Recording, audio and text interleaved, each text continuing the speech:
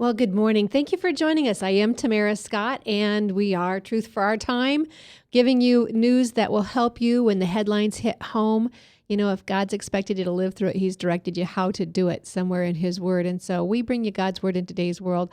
Everything we deal with has already been filtered through the Word of God, and there's a way we can know how to do it, how to live with it. And so today we're not going to dwell on the Common Core like we have been doing. We've devoted so much time to that because it's such an important topic. But today I have some really cool guests I'm excited to bring you, and one is already in studio through Skype, and we'll be talking to him shortly. Lee Stranahan, reporter who's been with Huffington Post and Breitbart News, which there's, I don't know how you get much further on the end of the spectrum than those two organizations. And then Dr. Charles Nestor will be joining us, and we'll be talking about his Nativity program. He's had Operation Nativity, probably 7 years that I've been interviewing him every Christmas on this when we had the opportunity to do so. So they'll be joining us. I do need to make an announcement on Common Core, even though we're not going to focus on it as far as a segment of the show today. I got a phone call on my way in from the Iowa activist. If you are in Iowa, please contact your legislators. If you are in Iowa, please contact your legislators today. Today, most of them give you their cell phone numbers. If not, call their home phone numbers or you can try and call the State House. I think some of them will be at the State House today as well. I don't know that the switchboard is up and running there or not, but contact them, email them. You can always use their email addresses. Calling is better. They can ignore email. That ringing is annoying and they must address it. Let them know that Common Core is dangerous. It is corporate communistic takeover of the classroom, quite frankly. It is unhealthy for our children.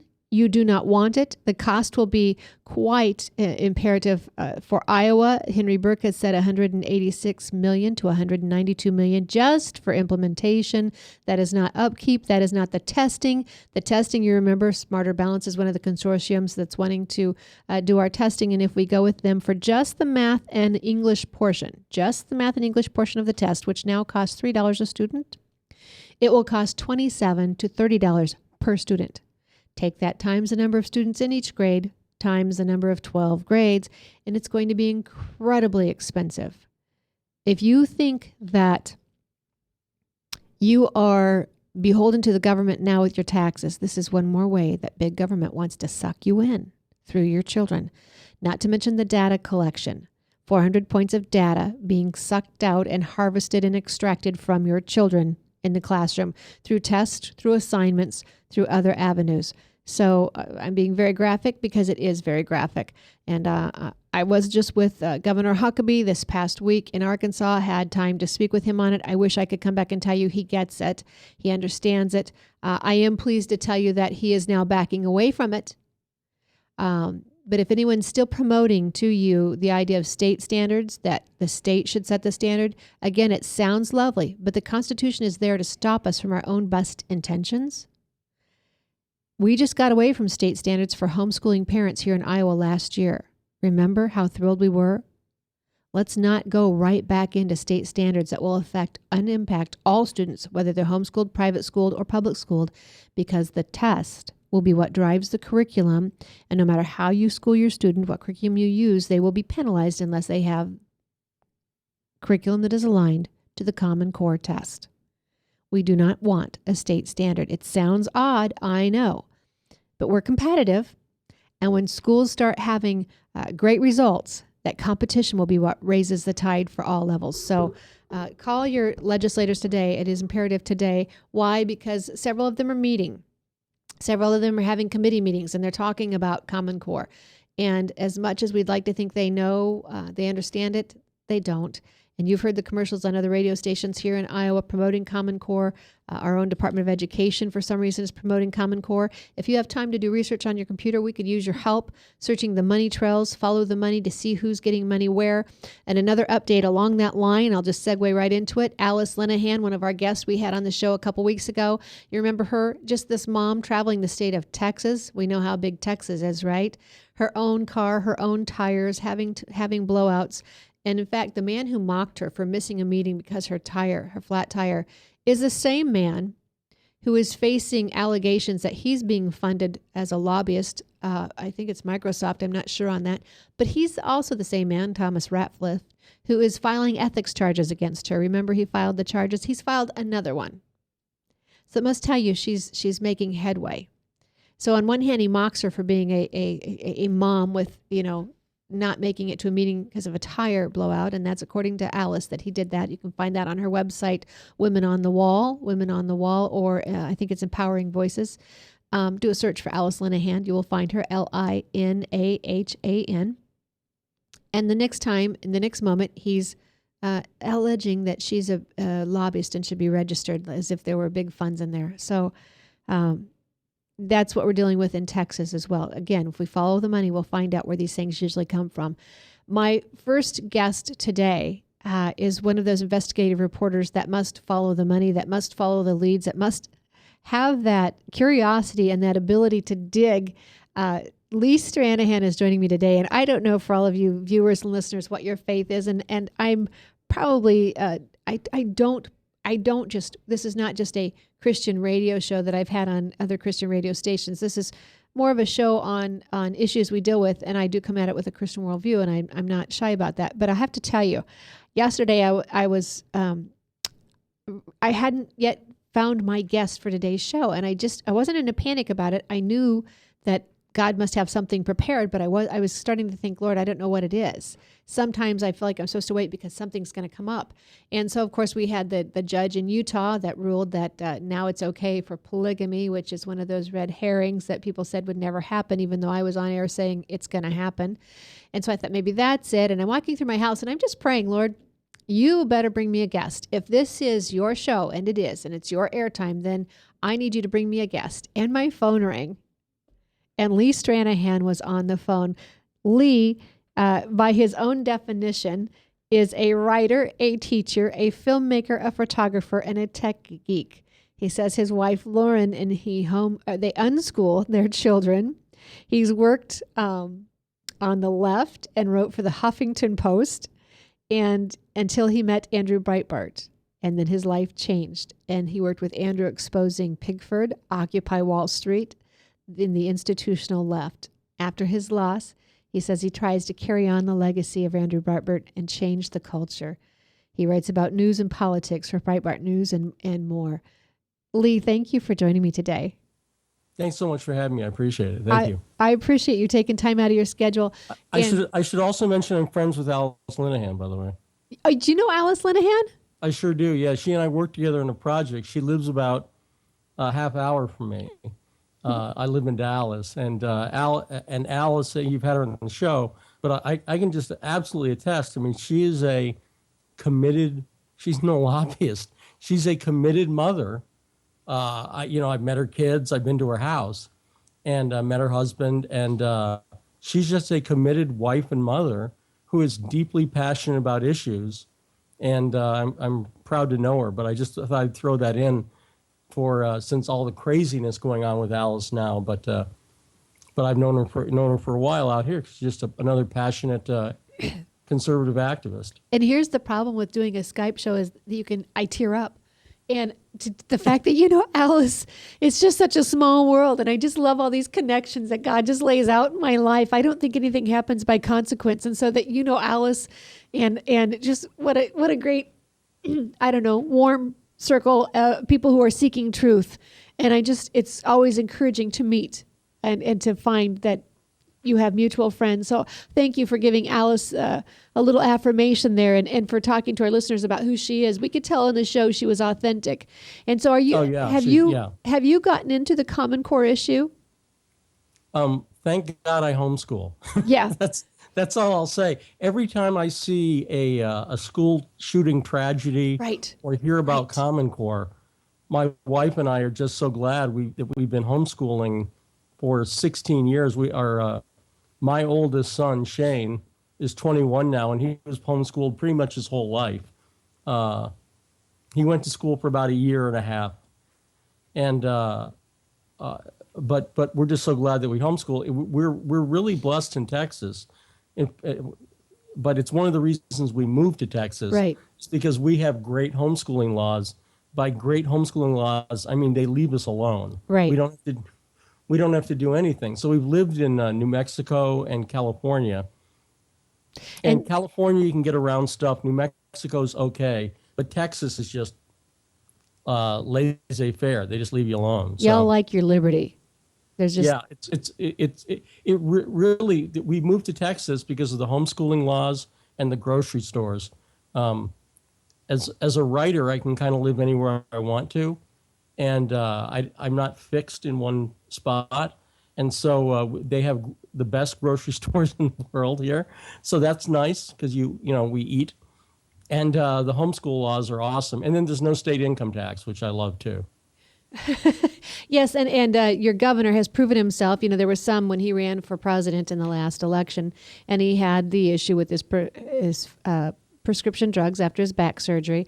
There were some Yeah. that thought maybe he was finished, and yet I'm hearing from others he's proven himself once again. Maybe his debate performance wasn't strong, but he's proven himself with his jobs, his economic policy. Texas continues to flourish while other states are surviving and many others are facing debt. And so, you have to decide, do we want somebody who is a performer, who is maybe an excellent debater, or do we want someone who is able to execute the task of being president? Yeah, we have a wealth of. I mean, and Ted Cruz is my senator. That's not You're bad. doubly blessed. And right, yeah. So I'm one of those. There are people. I'm not Texan by birth. It took me 40 years, but and my friend Dana Lash just started with Glenn Beck and the Blaze. So she and her family just moved out here from St. Louis. She's another person who was a good friend of Andrew Breitbart's and a real conservative warrior, another tough conservative chick. And she and her husband I love, and they moved out here, and so it's good. Texas is it's a great place to be. We had the ice storm. I'm not going to complain because you guys certainly get your share of weather there, but yeah, no, we love it here in Texas, and people like Alice are part of it. We have great Tea Party groups. Yeah, it's a very good place to be. Very very good place to be right now. And so I met Dana Lesh as well. So we're thankful for Texas. And in fact, my mother's in Texas right now for the winter. So There you go. plan to get down there sometime myself while it's cold and flurrying here in Iowa. So look forward to being there. Okay, so Lee, you just kind of walked into my trap yesterday. I just had prayed to the Lord that he would show me who he wanted to have as a guest today. And you happened to call me on another matter. And we were just talking about some of the other topics. And thank you, one, for your work as an investigative reporter. Do you still write for the Huffington Post? No, I stayed at the Huffington Post, which, by the way, is interesting because Andrew Breitbart's one. The Huffington Post was Andrew Breitbart's idea. Andrew worked for Arianna Huffington when she was a conservative, and he kept working for her after she became a liberal. And it was literally the Huffington Post. He told me the story. Was his notion was that Arianna should take her golden Rolodex, as he called it, and start a website where people could blog about stuff. And so it's really interesting because I got into the Huffington Post from doing internet comedy. During one of the writers' strikes about 6 years ago, I did some YouTube comedy when YouTube was only about a year or so old. And I was a liberal at the time, so I made fun of Republicans. And I found that making fun of Republicans is the quick way to success in Hollywood. It's true. And by the way, I'm not even joking about that. I mean, It's literally, true. Yeah. I went from nobody, I was working at NBC, to getting 35,000 views overnight, to being on CNN within a week, and getting a meeting with the head of comedy development at NBC within 2 weeks. And it really was just based on I was making fun of Republicans. And and then I was at an Obama victory party given by the director of Anchorman, Adam McKay. So I'm sitting next to Will Ferrell. I'm sitting next to Gina Gershon. Andrew Breitbart really understood this because he grew up in Hollywood. when you leave the left, when you give up liberalism, the way Andrew described it is he said, you're giving up invitations to the best parties in the world. Right. Which is true. And at a certain point, you just have to, I made a decision that I'd rather have the truth than the fun parties with the celebrities. They were fun. It's fun to see celebrities. So, but when I met Andrew, I was writing for HuffPost. I was on the left, and Andrew was the most hated guy in the world. Every liberal hated Andrew Breitbart. And I found out that we had a mutual friend, so I could interview him. And I like interviewing. I interview all kinds of people. I've interviewed film directors and musicians and politicians and Michelle Bachmann and Steve King, from Iowa. And so I like interviewing people. And I called Andrew, and, he's the most hated conservative in the world. And we ended up talking for 3 hours, and I just liked the dude. He was like, we were talking, I'm in my 40s. Andrew was in his 40s. He's a little younger than me. But we were talking about like Depeche Mode and the Smiths and all these 80s bands that we liked. And in politics, and he was a big David Letterman in the 80s fan, a big comedy fan. And we ended up working together on this Pig for Black Farmers fraud story, where Andrew wanted a liberal working on the story because he wanted it to get taken seriously. And subsequently, after Andrew died, the New York Times vindicated our reporting with a front page report on this Pigford Black Farmers fraud. But when I met Andrew, we very quickly started working together. And then in the course of working with him and working on these stories and losing every liberal friend of mine, as soon as I started working with Andrew Breitbart, they weren't even curious. They just hated my guts. Right. And after I lost all my friends, and they attacked me as racist and stuff like that.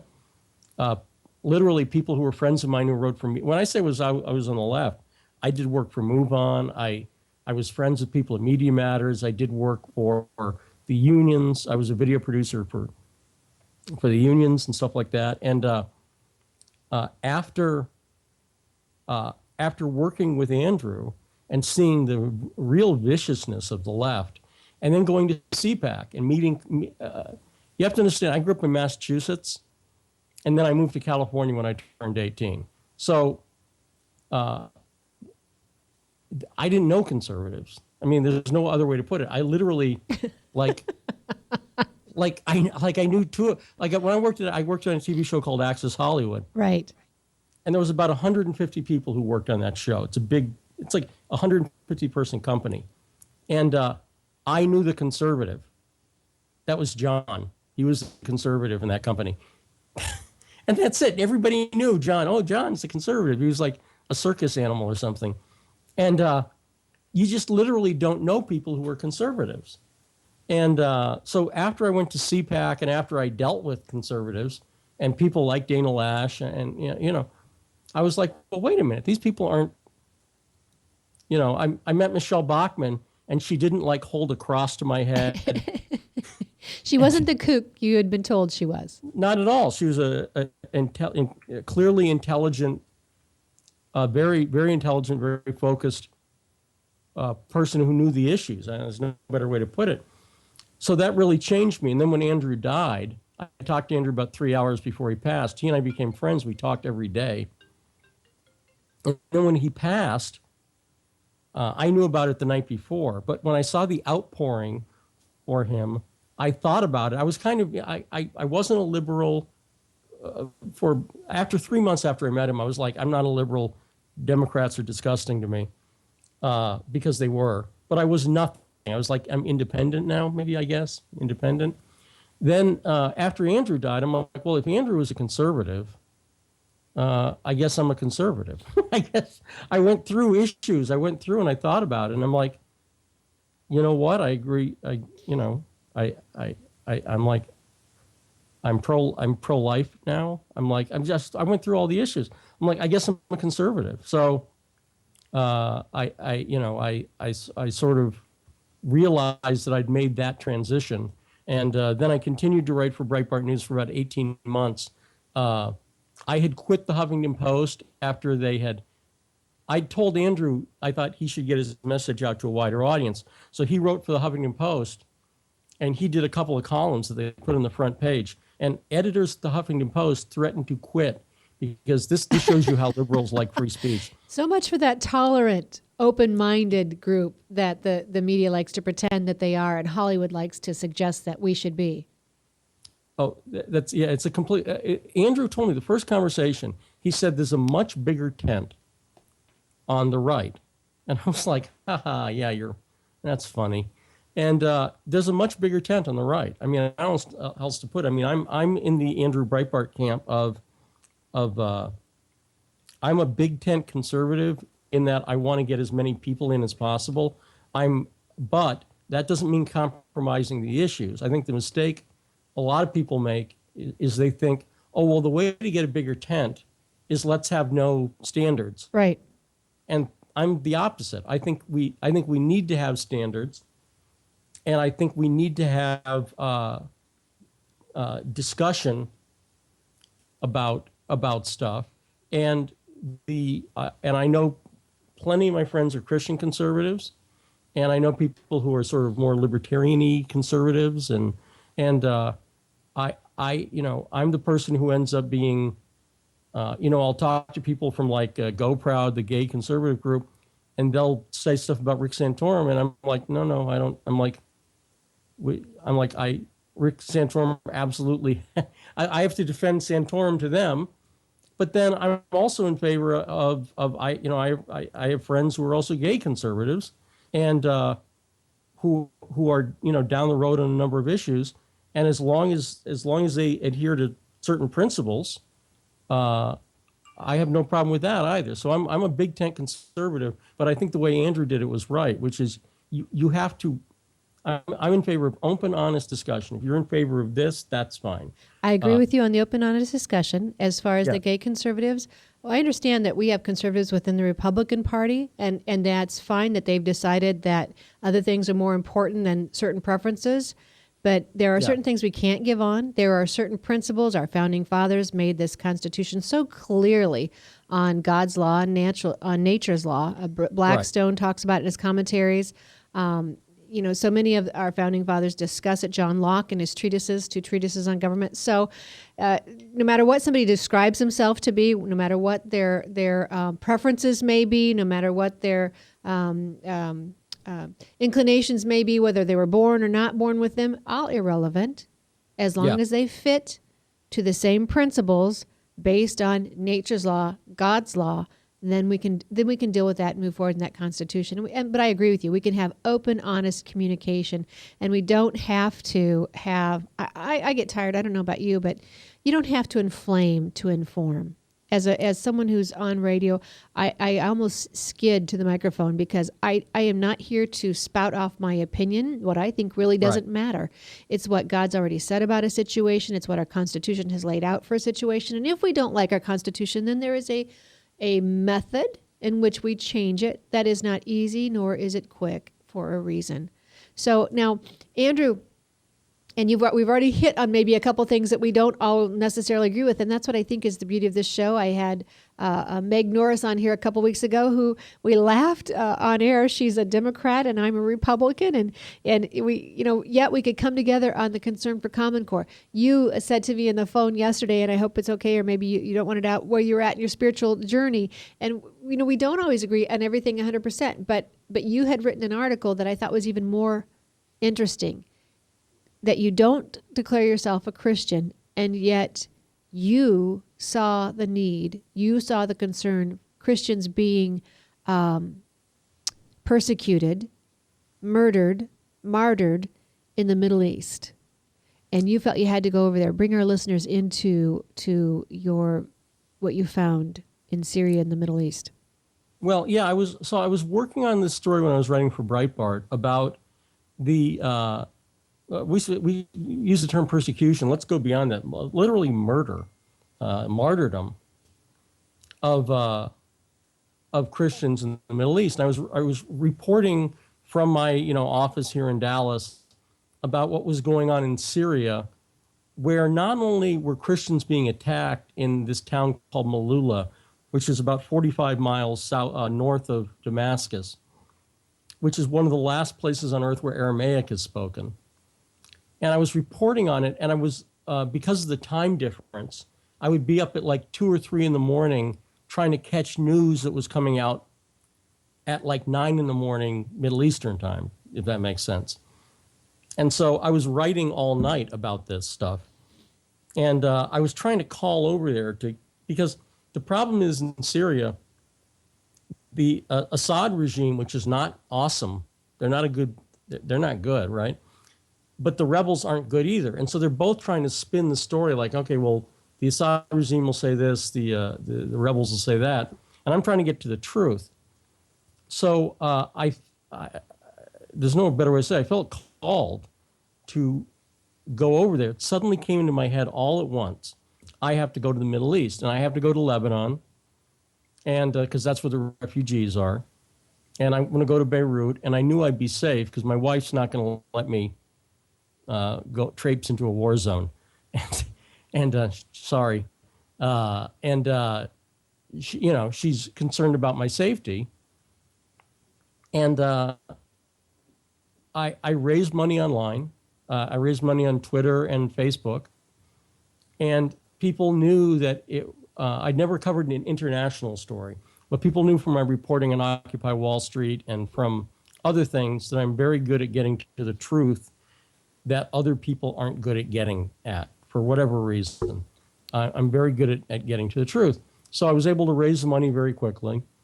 And then the people at Breitbart weren't overly thrilled with the idea of me going over there for some reason. I never pinned down exactly why. They didn't want me to cover the story. And even when I went over, they didn't cover my reporting.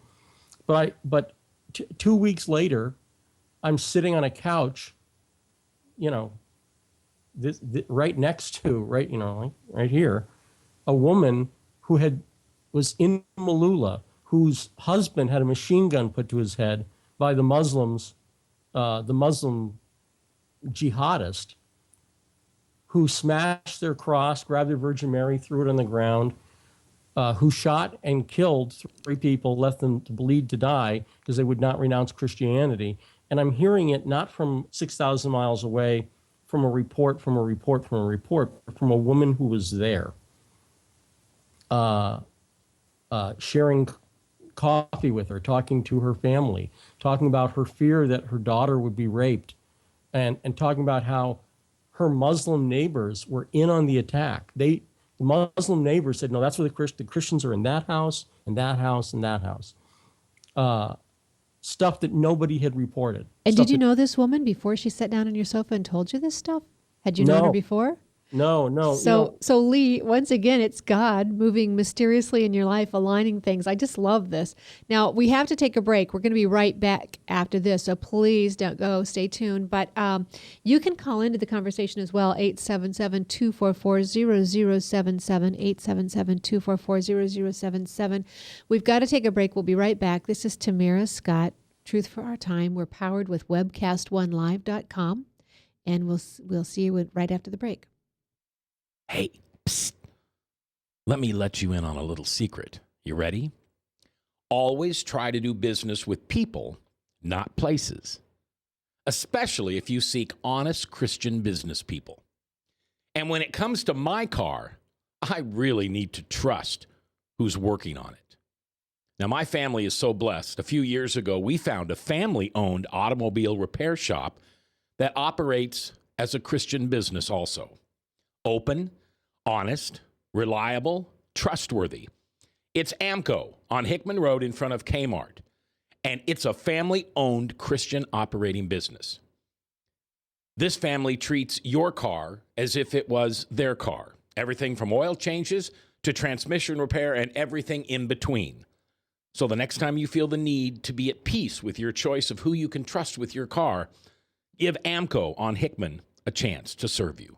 And tell them Max sent you. All across America, there are countless numbers of people struggling with addiction and other life-controlling issues. Probably someone you know and love. There is a way out. There is hope. Transformations Treatment Center in Delray Beach, Florida, has a unique approach to substance abuse treatment. Call now and ask about our Guaranteed Success program or log on to transformationstreatment.com. Transformations. Change your life, change your relationships, transform your world. Get away from us, you mean old credit card. We don't have any more money. We're in trouble now. Save us! Help! Somebody save us! Somebody help! Help! Save us!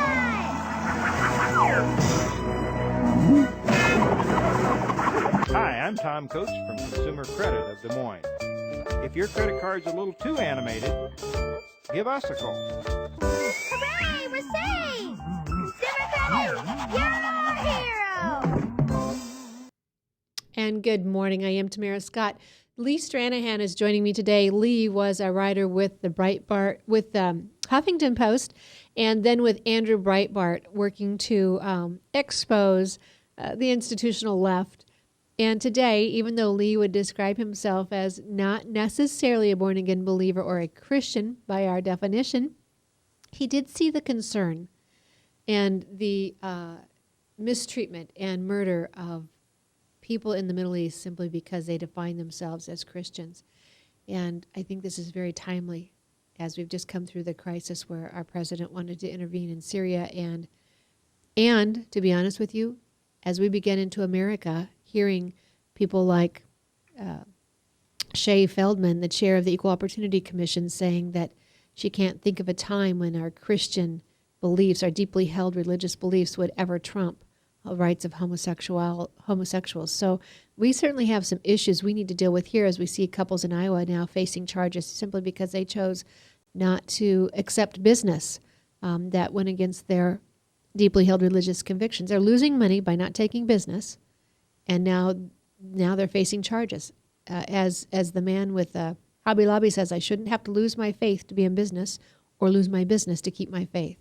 And this is what made America so great, and it's so tragic to see it misrepresented, misused.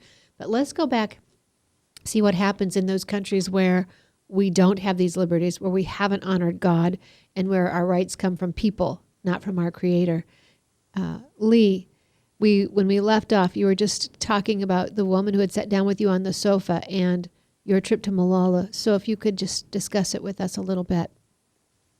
Yeah, sure. Well, I went to Lebanon, and within 3 days, I had met with the Maronite Archbishop of the Maronite Catholic Church.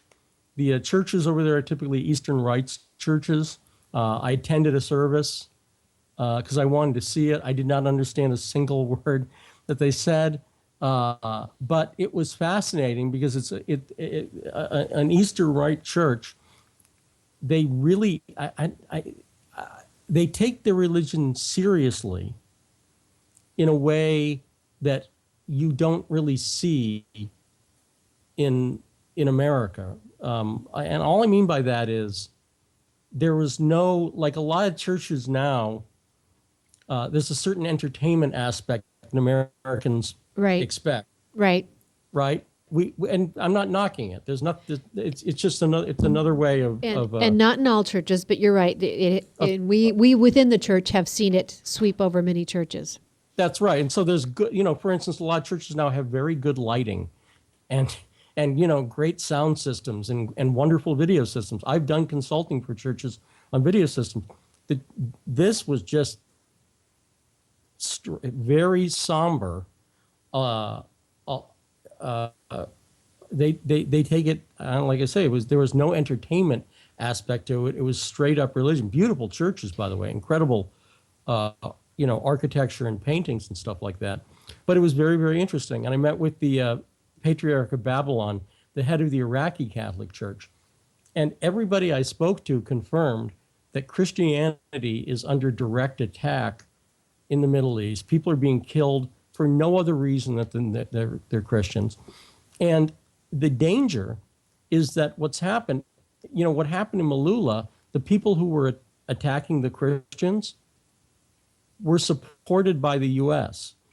So when we talk about Obama's war on Christianity, we mean that metaphorically to a certain extent here in the United States. What's going on is legal maneuvers and stuff like that. But it's literally what's happening in the Middle East. There's literally a war on Christians that the United States has been supporting. And I do see it as all of one piece. You know, you talked about, we talked about the gay marriage issue briefly before. But one thing that's 100% clear is that the gay marriage movement, the political movement from the left, is not just, and Andrew Breitbart used to say this, look, if it was just about getting rights for hospital visitations, Right. they would have accepted civil unions. The movement would have said, okay, well, civil union solves that problem for us. It is a clear attack on Christianity. There's no question about it. The same way aspects of Obamacare are a clear attack on Christianity. And you can see this with the Hobby Lobby case, with the, one of the things I realized, it was a big, when I was on the left, I would hear people like Glenn Beck talk about Saul Alinsky. And I thought it was crazy talk. Like, okay, well, it's crazy, nutty talk. I was like, I'm a liberal. I've never read Saul Alinsky. Well, a few months after I met Andrew, he said, you should really read Rules for Radicals. And I did, and sure enough, it's dedicated to Lucifer, right up front. And then I started to do some independent research on Alinsky, and I realized, I found out that he was, by his own admission, friends with Al Capone and the mob, with literally murderers. And then I realized that Hillary Clinton knew Alinsky and wrote about him, and that Obama was a student of Alinsky's works and taught Alinsky. And I started to realize, and this relates to the Christian issue, that at the center of leftism is, first off, and I'm not saying every liberal, but I'm saying liberalism as a movement, leftism as a movement, hates American values, but at core, it hates Judeo-Christian values. Right. Very, very, very clearly. You don't dedicate your book to Lucifer accidentally. That means something. And you don't do it lightly as a joke either. And you don't do it lightly as a joke. No, absolutely not. And when you realize that Alinsky literally knew murderers in the Al Capone gang, there's no moral, there's a complete amorality. He describes it sort of laughingly. He's not, and it's amazing. And so I saw that happening. And in the Middle East, you can see the consequences of the Obama foreign policy. 6 million people displaced in Syria. This is all as a result of the Arab Spring, which put the Muslim Brotherhood into the thing. So I came back, and I'm working on a documentary. I'm trying to get a documentary going about this. And it's going to cover not just what's happening in Syria and the Middle East, but also what's happening in the U.S., where, my take is, whatever your opinion on same-sex marriage, the clear line is people should be free to have a business and pick what they want to do. Because look, here's where that's going. There's no question in my mind.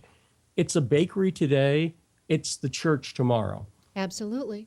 What they're setting this up for is so that they can sue the Catholic Church or the local Baptist church or whoever and say, well, no, you have to marry these people because you're a business.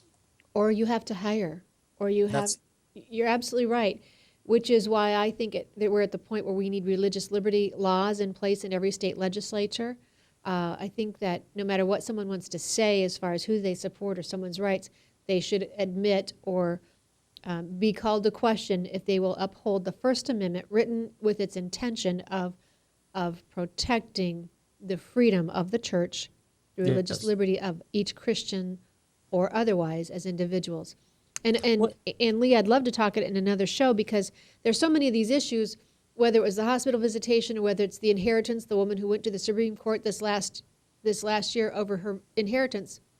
If we would change laws, and again go back to biblical principle, the Bible says in the Old Testament that the prince should not take the inheritance of his people. There should not be an inheritance tax. If we did away with the inheritance tax, that case would have had no standing in the Supreme Court, and we wouldn't be dealing with the fallout. To try and change laws to cover up original or existing bad laws will only lead to more bad policy. We need to get the government out of the inheritance tax out of our income tax, quit punishing people for making money. And there are other things we can do as well. Payroll deductions. Again, with benefits, we're going to have to be asking our elected officials and our candidates, would you support paid benefits for partners, same-sex partners, when we get into tax dollars? If a private company wants to do it, that's their business. But when we get into tax dollars, state workers, federal workers, teachers, you're going to ask taxpayers to allow their money to be used in something you disagree with. Again, let's do away with payroll deductions. Insurance should not be a provision of your employer. It should be done privately. You buy your product, you'll get a better quality product, you'll be able to get more of a competitive price, and we do away with the government being involved at all as to who can be partners and who cannot. Well, and I think the thing is, it's obvious to me. It's obvious to me from doing deep reporting on these issues, from really, really, really drilling down into these issues, that there is a intentional war Yes. on Christianity specifically, but Judeo-Christian values in general. And you can see it culturally where, if I had a show and I had a buffoonish Christian character, no one culturally would, okay, well, that's fine.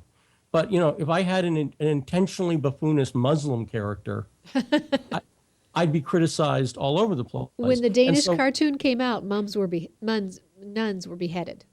No, exactly right. And even on Benghazi, for instance, I've done deep research on that, and the video was actually part of what the attack was over. That was, in fact, what part of the attack was over. And it doesn't let the Obama administration off the hook. I've done a lot of deep research on this, and they knew about that video coming out days before. It was publicized on Egyptian TV, and it makes it worse. But what we have two big dangers right now. Forget the dangers of politicians. We have a horrible media that simply, aside from being ideologically biased, is lazy. And then we've got a culture of TV, film, and everything else. Part of the reason Romney was able to be beat was because we have all these stereotypes of, evil rich guys. And all the Obama administration had to do was say, well, look, he's an evil rich guy. And people were like, oh, yeah, okay, I know what that's like. They never talked about, Mitt Romney helping get a tree stump out of a neighbor's yard or stuff like that. Or spending his own money to go find a child that was lost or kidnapped. It's like when Andrew first talked to me about Michelle Bachmann, when I was on the left, he said, because he brought up Bachmann, I'm like, well, she's, crazy and stupid. And he's like, no. He's like, did you know that she's had like 22 foster kids? Yeah. I said, no. He said, well, what would you think of her if you knew that she had all those foster kids? And I said, she's like a decent person. He's like, yeah, there you go. And I asked every liberal friend of mine, every smart people, not dumb people, smart, informed people. I said, did you know Michelle Bachmann has 22 foster kids? Not one single liberal friend of mine had ever heard that. Well, why is that? Once again, it's because they don't want her to be a decent person. They don't want her to be a person. When you hear she's got 22 foster kids, when she speaks on life issues, people would be like, okay, well, she gets to talk about that because she's walking the walk, right? That's why the media buries it. And so they do this stuff where the stuff I saw in the Middle East, it's been reported a little bit it has gotten out. But really, there's a gigantic crisis over there, a huge crisis for Christians, for Muslims who aren't extremist Muslims. They're getting killed massively. And the Christians want to live in peace. And some of the Muslims want to live in peace. But Al-Qaeda has built into a military power, and we don't hear people talking about that. Al-Qaeda now has tanks and chemical weapons. Al-Qaeda took over oil fields in Syria. You can look this up, you'll see it. It's been not reported by fringe press, by Reuters. They've taken over. Lee, we've got to go to a break. We've got a break. We've got to come, and when we come back, we've got to have Dr. Charles Nestor, who's going to talk to us about the Nativity, Operation Nativity. We just had a live nativity on the steps or on the U.S. Capitol, the U.S. Supreme Court property, and I think that is incredible. So we want to get him in here today. But Lee, hang around. Will you come back and finish this conversation with me? I'll check with Ryan. Ryan, I don't know if you've got time even today. We could tape this for our Christmas show. Actually, it's up to you.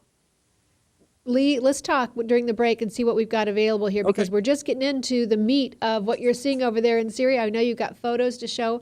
So let's talk during the break, but we've got to go to break right now. I am Tamara Scott, Truth for Our Time. We're being powered by webcast1live.com. Stay with us.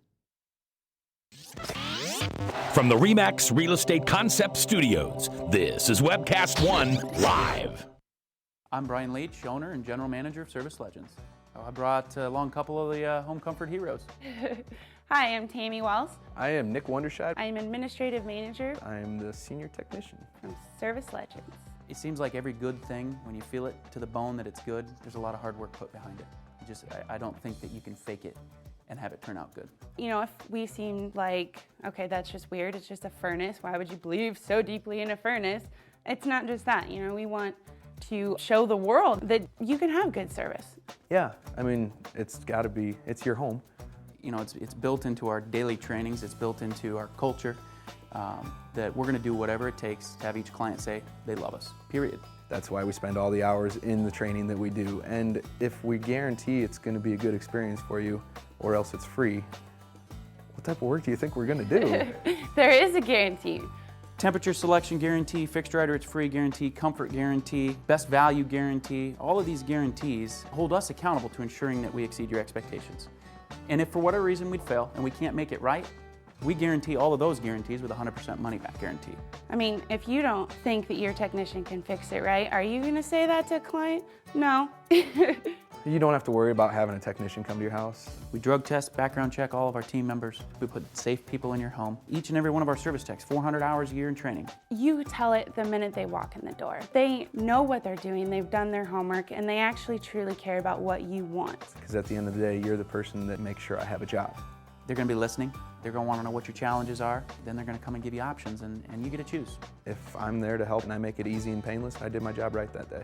Well, when it comes to your comfort, safety, and your family, you know, you don't necessarily go buy the most expensive, but you get the most bang for your buck. Oh, it's worth it, because there's a lot of people that will find a way to get it to work right now and then leave and then come back, charge you again, and the cycle just repeats itself. So when I'm out there looking at the furnace, I want to find why it failed today. How can we change the part today with something that you're not going to have to worry about? Is it worth changing the part today? I mean, you can put a lot of money into a furnace. I can fix parts all day. There's good job security in that for me. But is it the right thing for you? I get a lot of the phone calls of after the technicians are there. They're just in awe. They're like, wow, you guys are great. I mean, I don't even know what to say. You guys are great. Everything you did was perfect. It was great. Keep going though, I like this. Just give us a try. I'm gonna take all the risk. I've got the time to make this right. I've got the support to make it right. Just check us out. And if you don't see the value in what we do, I mean, fixed right or it's free or 100% money back. enough said.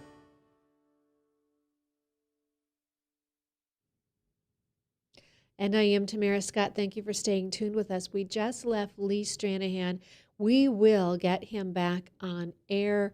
We'll either, if he's game, maybe we can just pre-tape for the Christmas show right now. And even if you can't watch it Christmas Day, you can always watch any of our shows, archive them. They're at Tamara Scott Live on YouTube, Tamara Scott Live on YouTube. And I know Lee has videos and YouTube photos and stuff that he would like to show you as far as his work and what he was able to accomplish and expose in Syria as well. So we will touch base with him. Joining me right now is Dr. Charles Nestor. I have been able to communicate and interview Dr. Nestor, gosh, I'm trying to think back, probably 2005, 2006, maybe a little bit before that, when I first learned of his Operation Nativity. And throughout the years, on different radio stations, I think he's been with me now through maybe 4 different radio stations as the show has expanded or grown and been on different studios. Dr. Nestor, thank you for joining me. It's my pleasure. Great to be with you today. I appreciate your willingness to always come on air when I ask you. Tell us a little bit about Operation Nativity and why you started such. And then I know we only have 10 minutes, maybe 8 minutes, but I want to talk about what we just had happen at the U.S. Supreme Court.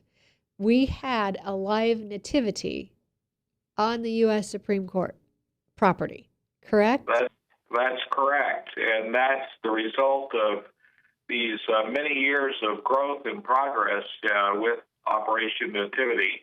It was really born out of the controversy that arose on placing Nativity on public property, on courthouse grounds, city halls, schools, and so forth. And it occurred to me one day, with the number of Christians that are scattered out across this great land of ours who do believe in the birth of Jesus as a significant event in God's plan for our lives, sending his son to be our Savior, that why not take advantage of the very properties that we own, our own homes, our businesses, our church facilities, and so forth, and put a nativity up on one's own property.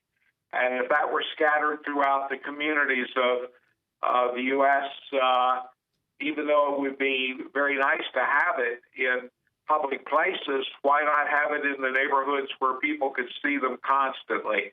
And that's what Operation Nativity was originally all about. And you didn't. And so over time, it has evolved to the point that with this year, there's actually a live nativity with live animals and the characters of the Nativity, Mary, Joseph, and even a live baby in a manger that was displayed there on the U.S. Supreme Court front steps last week.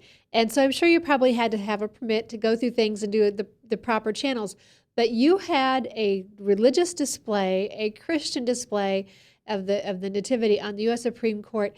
Did Lee Stranahan stay with us, or Lee? Did you ever think that would be possible in today's climate? He's not on right now. Okay. He will stay with us. Okay, very good. Well, I'm so pleased with this, Dr. Nestor. If we go back through the history, if we go back at the beginning of this country, our founding fathers could not have been any more clear as to their Judeo-Christian values as they've espoused them in their writings, their private writings, and even their public writings. And then we had religious displays on government property. We had sermons preached from the Capitol. We had, I think, one of our presidents was a pastor, and others started the Bible Society. So there is no ignoring or denying that not only is America was founded as a Christian nation, but our founding fathers and our presidents throughout have held to deeply held religious convictions, not just of any religion, but on Christianity, as Patrick Henry said, not just on religion, but on the gospel of Jesus Christ. And so I'm so pleased that you were able to accomplish this. In that photo is Rob Shank. Can you tell our viewers who Rob Shank is? And for our viewers, you are seeing the photo in front of the Supreme Court. For those of you who are listening by audio, you can go to faithandaction.org, faithandaction.org, and you'll see the coverage and the photos in front of the U.S. Supreme Court, a nativity. Rob Shank is the director of the ministry called Faith and Action, and it's an outreach to those who are in elected positions and those who are in appointed positions as well, especially in the judiciary. The headquarters of the ministry is on 2nd Street Southeast, directly across the street from the United States Supreme Court. In fact, you can look from Rob's office and see the chambers of the justices. So he is juxtapositioned right in the back of the position of the judiciary, and he's had with the Supreme Court Historical Society has had a number of opportunities to speak directly into the lives of the justices, some of whom are conservative, Justice Alito, Justice Thomas, of course, as the Chief Justice, maybe to a lesser degree, but nevertheless, typically he has been on that side of things as well. and it's been a wonderful thing to see. I might just add to your comments about the history of our country. One of my earliest, I grew up in D.C. I was born and raised. I was actually born about 2 blocks from the White House and went through high school in the District of Columbia. And one of my memories was as a child, probably 5 or 6 years old, in the early 50s, like 52, 53, something like that, going to the United States Capitol and hearing Billy Graham preach on the Capitol steps, which is amazing. And what a precious memory to have right now is Franklin Graham just sent out the prayer request for his dad last week. There is no denying. Those who want to deny it, unfortunately, just somewhat prove their ignorance and lack of knowledge in our history, also our biblical illiteracy. And our founding fathers frowned on that to a great degree as well. So we had this live nativity in front of the U.S. Supreme Court. Dr. Charles Nestor is my guest today, and I'm so pleased, Dr. Nestor. Thank you for what you started with the Nativity Project. Thank you that one man, one vision, was able to bring this into fruition, and with the work with Robert Schenck. And I hope to meet him when I'm out in D.C. in January, and I have something up my sleeve I'd like to talk to him about while I'm there as far as what we could possibly do as well. But his ability to, I think I see on his website, he's preached from the Capitol. He's his office, as you say, is right across the street. I want to read, if I can, and this is from Dan Schaefer, another pastor who wrote the book In Search of the Real Spirit of Christmas. This is about 9 years old, but I still pull this book off off the shelf each Christmas. It says the manger scene was designed to put me. It was not designed to put me in the holiday mood. It was intended to shake me to the roots of my soul, which, by the way, is why each year we have all the fuss and furor about the manger scenes. It originates from folks who, while they don't believe a word of the Christmas story, have thought about it enough to be disturbed by its implications. And that's where we all ought to find ourselves disturbed by the implications that this baby, that this man named Jesus, that Jesus was willing to come in the form of a man and suffer and die. It's not just the manger scene. Take your kids this Christmas, not just through the manger, through the babe, but take them to the man in the ministry and the cross on which he died, suffered and died to pay the price for your sins, because each one of us are sinful. You need only go through the 10 Commandments. We've lied, we've cheated, we've stolen, whatever your hang-up may be, no matter how good you think you are. If you've had lust in your heart, if you've had anger, hate in your heart, dislike for a brother, same as hatred, same as murder. And Jesus came knowing that by his death, by the shedding of his blood, was the only way that sacrifice could pay for our sins and allow us into heaven with him, which is why we must find Jesus Christ as our personal Savior and repent as our only way into heaven. Dr. Charles Nestor, I think that's probably about the most openly I've laid the gospel out on this show, but how fitting as we come into this Christmas season, and that is the beauty of this holiday, is that it's a great time to share the truth of the word, and until we can share and find it in our culture, we'll continue to have the uprising and the unrest in our culture and in our world today.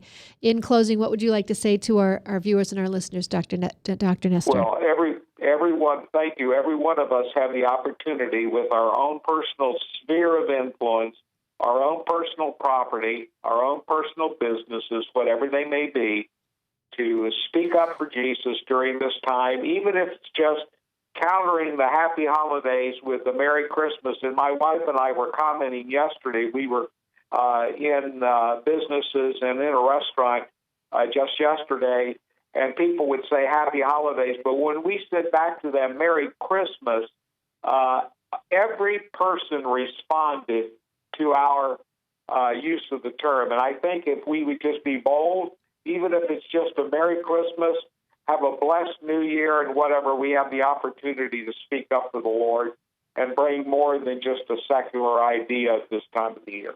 Absolutely, and that goes along with our first guest, Lee Stranahan, who says, and he doesn't come at this as a Christian from the Christian community, but he says there is a much larger group. There is a larger group on the right. There's a larger group of conservatives. There's a larger group of Christians. If you will make your voice known, and how incredibly sad that we don't make our voices known, whether we're the one lone Christian or not. We ought to stand on Christ, and in doing so, giving others the truth that they might stand with us in the future. But even if they don't, we should for nothing else than what Jesus Christ gave us on the cross, be willing to stand with him. Dr. Charles Nestor has been my guest this second portion. Go to Faith in Action. See for yourself the Nativity on our U.S. Supreme Court steps. What a delight to see. And set one out on your lawn. Set one out in your hearts, if nothing else, and speak, as Dr. Nestor said, to all you meet in the stores, on the streets, Merry Christmas. Merry Christmas. And we'll see you next week. Be encouraged. Never be complacent.